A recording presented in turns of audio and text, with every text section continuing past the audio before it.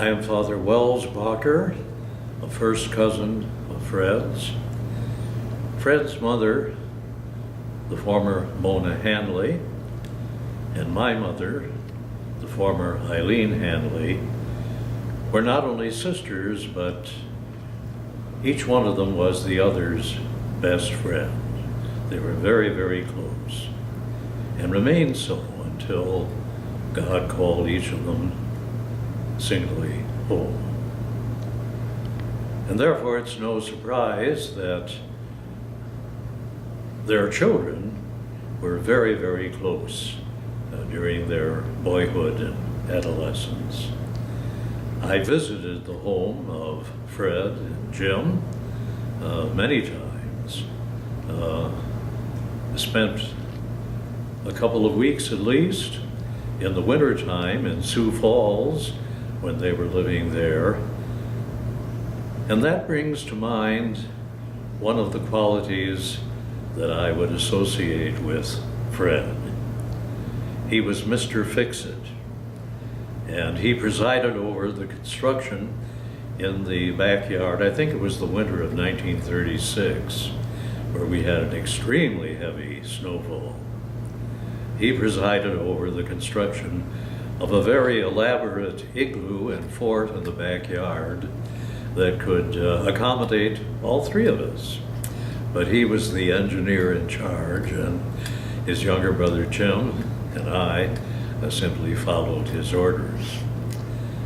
My mother told me when I was, I think, about 6, and we were talking about Fred, who was about 3 years older than I, that when Fred was just a little bit of a thing, I think about 2.5 years old, already his delight in fixing things began to assert itself. There was something in his genes. And at about the age of 2.5, around the house, when his mother and dad were doing something or other, he would say, with his little childlike lisp, "Let Seti do, let Fred do it." He wanted to do what they were doing. He wanted to learn how to fix things. And when he was in the Army in World War II, in Manila, in the Philippines, they were stationed after their arrival basically in a swamp. And they were told that they had the use of excavating equipment and trucks, and it was up to them to transform the swamp into appropriate accommodation for their military unit. And so Let Seti Do was put to the test yet again, that he joined with the others in turning that swamp into basically adequate, if not prime real estate, at least adequate accommodation for their stay in the Philippines. While he was in the Philippines, I might mention, he was standing on the shore when General Douglas MacArthur made his famous photographic memorial to his role in the Philippines in the war, where he came striding ashore through the surf.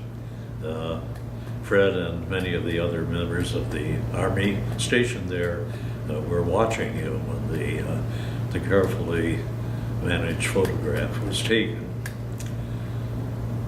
Fred has many qualities.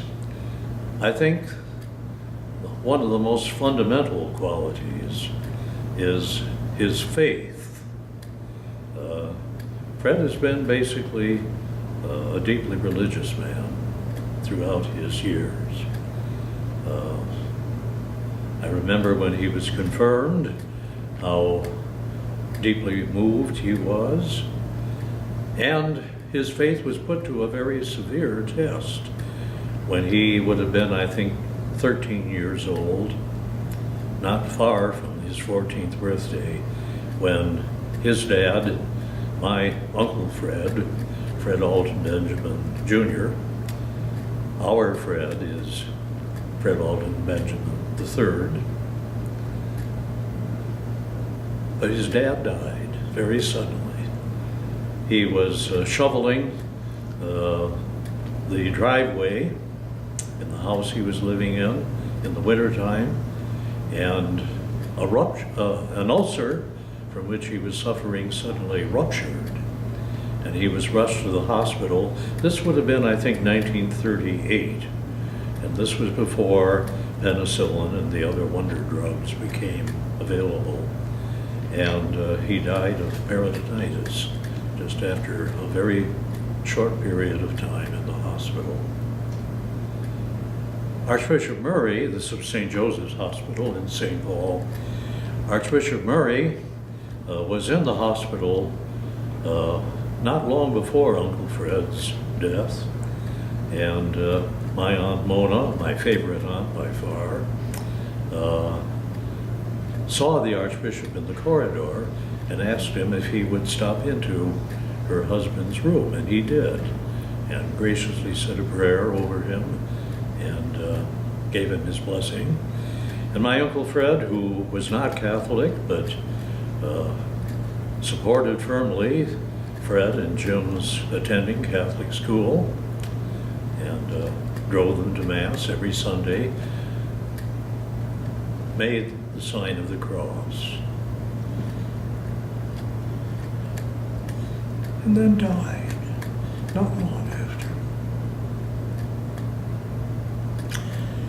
And that faith was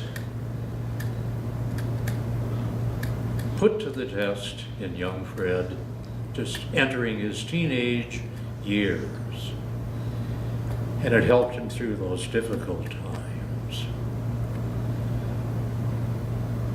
World War II began in 1939 on September 1st with the German invasion of Poland.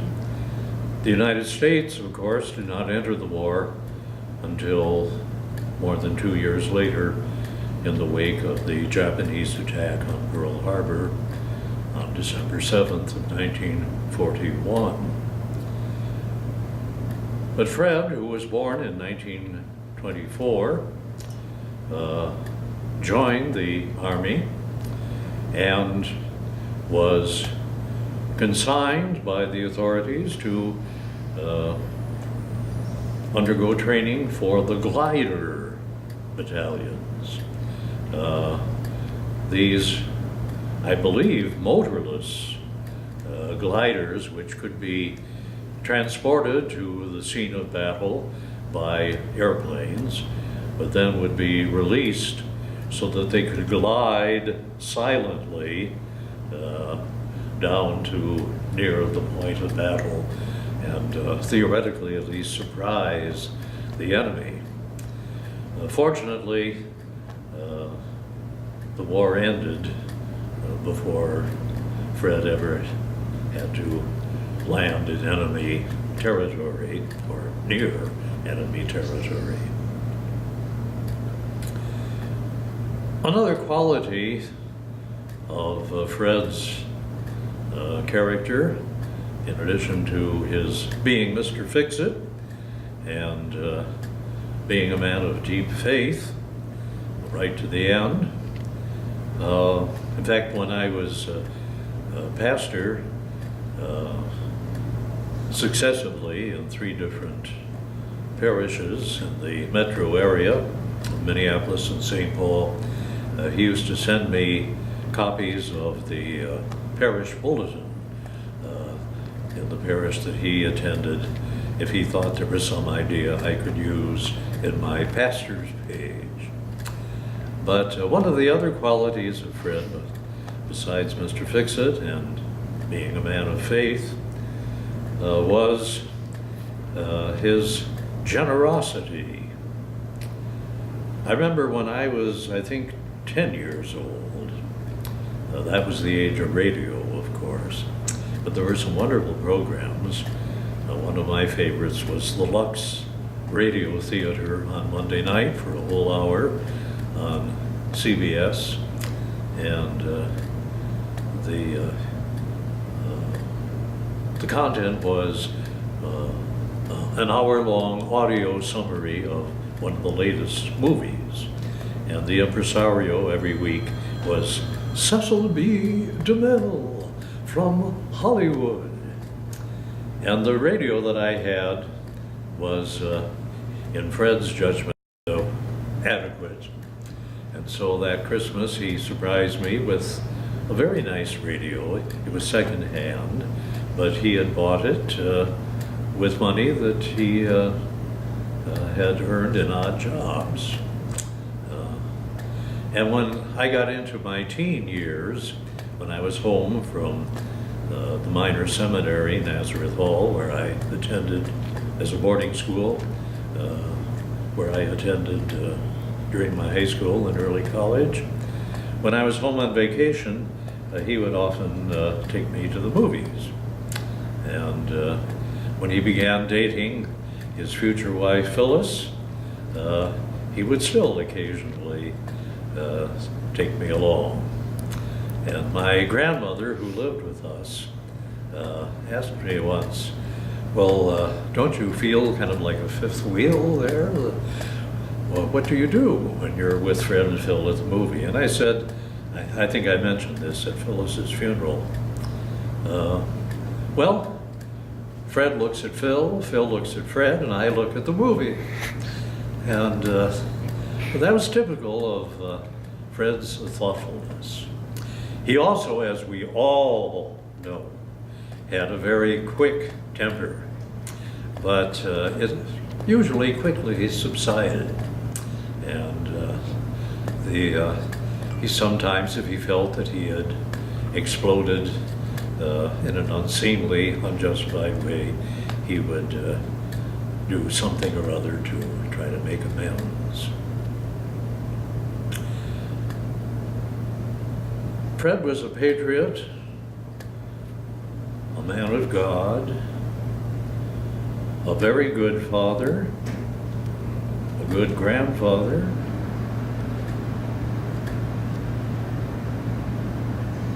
a good friend. And we will miss him.